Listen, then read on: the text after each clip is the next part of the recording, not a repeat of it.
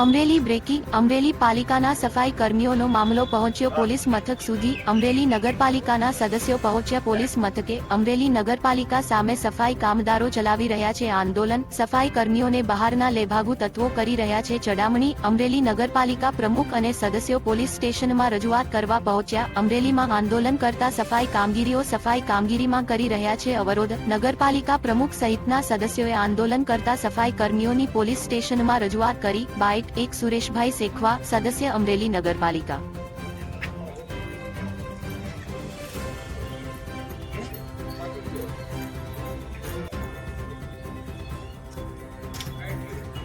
અહીંયા શું તમારે ચર્ચા થઈ?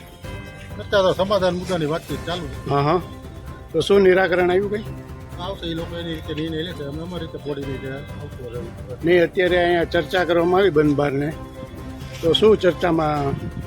સફાઈનો મુદ્દો હતો, કામ ચાલુ કરવું એ લોકોના પ્રશ્નની માગણી હતી એની ઉપર એટલે નિર્ણય શું આવ્યો? અત્યારે જે આ ગામમાં સફાઈ અટકેલી છે એના બાબતે રજૂઆત કરવાની. એટલે પોલીસે આવવાનું શું થયું? પોલીસ સ્ટેશને આવવાનું શું થયું? તો પોલીસ સ્ટેશને તો એના માટે બીજું કોઈ પ્રશ્ન નથી, શેના માટે સમાધાન થઈ જાય એમ. અચ્છા, લોકોને પડતી શેના માટે રજૂઆત કરવા આવ્યા છો?